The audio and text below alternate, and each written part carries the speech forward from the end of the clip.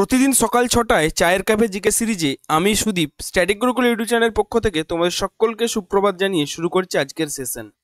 আজকে 7 নম্বর ক্লাস। এর আগে আমরা 6টি ক্লাস আলোচনা করেছি, যারা দেখোনি প্লেলিস্টে গিয়ে তোমরা দেখে নেবে।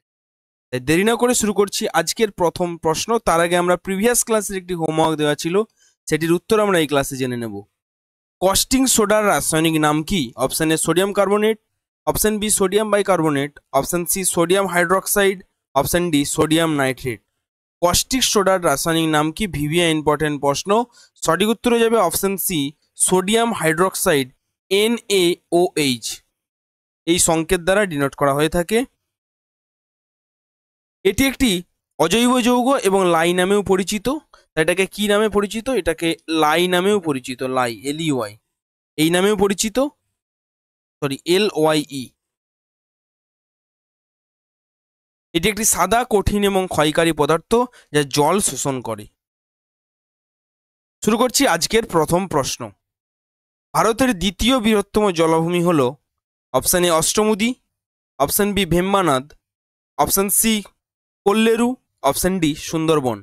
ভারতের দ্বিতীয় বৃহত্তম জলাভূমি হল বিকল্প অপশনগুলির মধ্যে সঠিক উত্তর অপশন বি ভেম্বানাদ। এই ভীম্বানাদ কোথায় অবস্থিত? ভেম্বানাদ অবস্থিত কেরালায়। কোথায় অবস্থিত? না, কেরালাতে অবস্থিত। এই কেরালা থেকে কি প্রশ্ন আসে? না, কেরালাতে হচ্ছে শিক্ষার হার কিন্তু আমাদের ভারতের মধ্যে সর্বোচ্চ।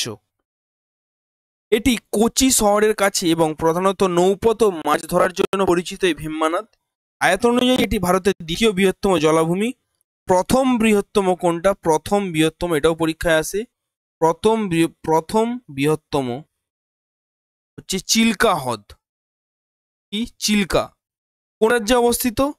চিল্কা হ্রদ অবস্থিত উড়িষ্যা রাজ্যে। ওড়িশা। মনে থাকবে, ভিভিয়া ইম্পর্টেন্ট কিন্তু একটি প্রশ্ন। নেক্সট 2 নম্বর প্রশ্ন।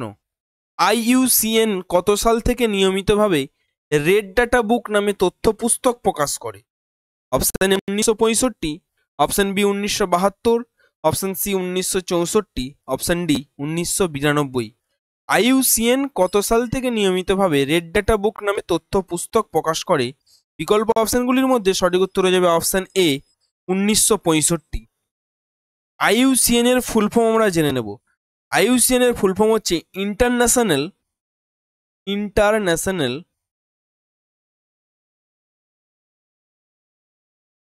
ইউনিয়ন ফর কনজারভেশন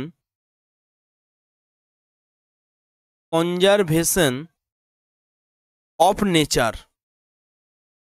মনে থাকবে, IUCN এর full form international union for conservation of nature.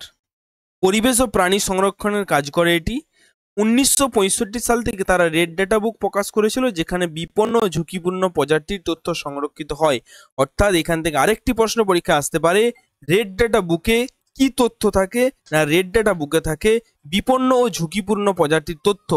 আরো একটি প্রশ্ন হতে পারে, রেড ডাটা বুকটি কোন সংস্থা প্রকাশ করেন? সেটা হয়ে যাবে IUCN। নেক্সট 3 নম্বর প্রশ্ন।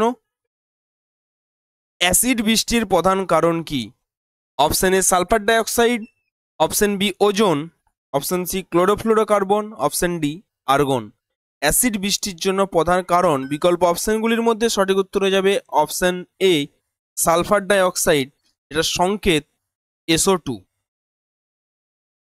কার্বন ডাইঅক্সাইড ও অন্যান্য গ্যাসও ভূমিকা রাখতে পারে, তবে প্রধান কারণ হলো SO2।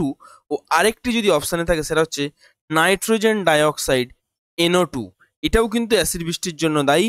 কারখানা, শক্তি উৎপাদন কেন্দ্র ও যানবাহন থেকে SO2 নির্গত হয়। বৃষ্টির সঙ্গে এই গ্যাস বিক্রিয়া অর্থাৎ সালফিউরিক অ্যাসিড তৈরি করে। 4 নম্বর প্রশ্ন।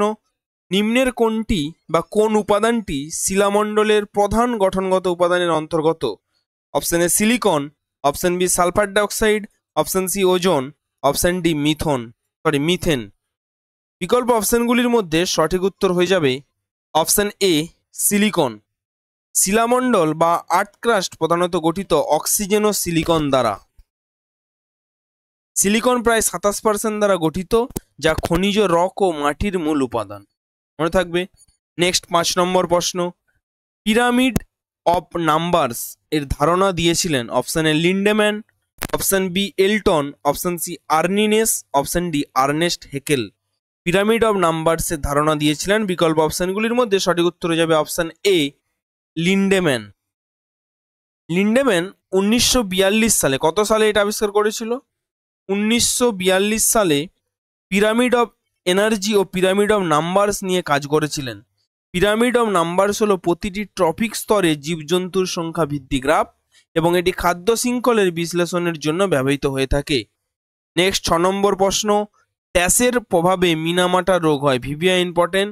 Option A cadmium, option B সিসা, অপশন সি পারদ, অপশন ডি জিঙ্ক। ট্যাসের প্রভাবে মিনামাটা হয়ে থাকে, সঠিক উত্তর হয়ে যাবে অপশন সি পারদ বা মার্কারি। পারদকে কি বলা হয়? মার্কারি। ঠিক আছে। জাপানে মিনামাটা শহরে পারদ দূষণ দ্বারা এই রোগ ছড়িয়েছিল। মাছ ও সেলফিশের মাধ্যমে পারদ মানুষের শরীরে প্রবেশ করে, যা স্নায়ুতন্ত্রে কিন্তু ক্ষতি করে থাকে। লক্ষণ কি না? মানসিক বিকলাঙ্গতা হয়, পা ও হাতের জড়তা, দৃষ্টি ও শোনার সমস্যাও দেখা দিতে পারে। নেক্সট 6 নম্বর প্রশ্ন, রেণুকা হ্রদ ও পংড্যাম হ্রদ কোন রাজ্যের Ramsar site? Option A Uttar Pradesh, option B Himachal Pradesh, option C Ladakh, option D Uttarakhand. Renuka হ্রদ ও পংডাম হ্রদ কোন রাজ্যের রামসার সাইট? সঠিক উত্তর হয়ে যাবে অপশন বি হিমাচল প্রদেশ। জলাভূমি সংরক্ষণের আন্তর্জাতিকভাবে স্বীকৃতি স্থান এটি। হিমাচল প্রদেশের রেণুকা হ্রদ ও পংডাম হ্রদ হলো গুরুত্বপূর্ণ জলাভূমি ও পাখি পর্যবেক্ষণ কেন্দ্র। এছাড়াও স্থানীয় বাস্তুতন্ত্র ও মৎস্য সম্পদ সংরক্ষণের জন্য কিন্তু গুরুত্বপূর্ণ। নেক্সট 8 নম্বর প্রশ্ন, ভিভিয়া ইম্পর্টেন্ট প্রশ্ন, এটা কিন্তু তোমরা থাম্বনেলে কোশ্চেনটা দেখেছো। ভোপাল গ্যাস দুর্ঘটনা হয়েছিল? অপশন এ 2 থেকে 3 ডিসেম্বর 1984, অপশন বি 2 থেকে 3 জানুয়ারি 1994, অপশন সি 22 থেকে 23 জানুয়ারি 1984, অপশন ডি 12 থেকে 13 ডিসেম্বর 1984। ভোপাল গ্যাস দুর্ঘটনা হয়েছিল, বিকল্প অপশনগুলির মধ্যে অপশন এ 2 থেকে 3 ডিসেম্বর 1984 সালে। মধ্যপ্রদেশের ভোপালে ইউনিয়ন কার্বাইড পেস্টিসাইড ফ্যাক্টরিতে বিষাক্ত মিথাইল আইসোসায়ানাইড গ্যাস লিক হয়। প্রাথমিক মৃতের সংখ্যা প্রায় 3000 এবং দীর্ঘমেয়াদী প্রভাব সহ প্রায় লক্ষাধিক মানুষ প্রভাবিত হয়। তাহলে এখানে কোন বিষাক্ত গ্যাস লিক হয়েছিল? সেটা হচ্ছে MIC, যেটার ফুল ফর্ম হচ্ছে মিথাইল আইসোসায়ানাইড। কি? মিথাইল আইসোসায়ানাইড, আইসোসায়ানেট বা সায়ানাইট। মনে থাকবে। নেক্সট 9 নম্বর প্রশ্ন, স্পেলোডন ও লিমিউলাস প্রভৃতি হলো ড্যাশের উদাহরণ? Option A bacteria, option C virus, অপশনগুলো ওলটপালট হয়ে গেছে। Option B virus, option C পরজীবী, অপশন ডি জীবন্ত জীবাশ্ম। স্পেলোডন ও লিমিউলাস প্রভৃতি হলো ড্যাশের উদাহরণ? সঠিক উত্তর হয়ে যাবে অপশন ডি জীবন্ত জীবাশ্ম। স্পেলোডন ও লিমিউলাস বহু মিলিয়ন বছর ধরে পৃথিবীতে রয়েছে। এভলিউশনের খুব কম পরিবর্তন হয়েছে, তাই তাদের লিভিং ফসিলসও বলা হয়। এদের কি বলা হয়? লিভিং ফসিলসও কিন্তু বলা হয়ে থাকে। ক্লিয়ার? মনে থাকবে। আজকের ক্লাসের অন্তিম প্রশ্ন, বায়ুমণ্ডলের কোন স্তরে ওজোন গ্যাস লক্ষ্য করা যায়? Option A stratosphere, option B troposphere, option C mesosphere, option D ionosphere. Very important, whole to the power n infinite, এতটা ইম্পর্টেন্ট। বায়ুমণ্ডলের কোন স্তরে ওজোন গ্যাস লক্ষ্য করা যায়? বিকল্প অপশনগুলির মধ্যে সঠিক উত্তর হয়ে যাবে অপশন এ স্ট্র্যাটোস্ফিয়ার।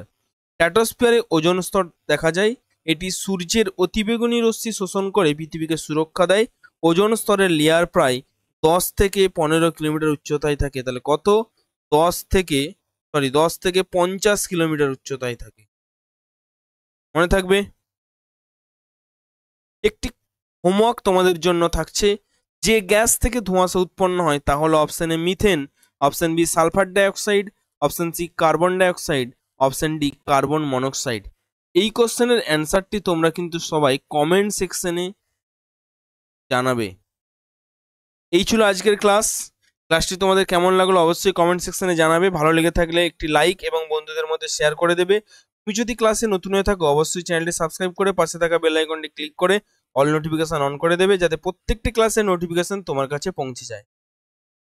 এই ক্লাসের পাশাপাশি প্রত্যেকদিন আমাদের আপার প্রাইমারি টেট এবং গ্রুপ সি গ্রুপ ডির পরীক্ষার জন্য প্রস্তুতির ক্লাস চলছে, তাই তোমরা ওই ক্লাসগুলো ফলো করতে পারো। আর এই ক্লাস থেকে কিন্তু এই যে ক্লাসগুলো হচ্ছে সকালে, যেটা চায়ের কাপে জিকে সিরিজ, এটা কিন্তু সমস্ত পরীক্ষার জন্য ইম্পর্টেন্ট, বাছাই করা ইম্পর্টেন্ট প্রশ্নগুলোই কিন্তু এখানে করা হয়ে থাকে। তাই দেরি না করে তাড়াতাড়ি চ্যানেলটা সাবস্ক্রাইব করে দাও এবং বন্ধুদের মধ্যে শেয়ার করে দাও। দেখা হবে পরবর্তী ক্লাসে। Thank you.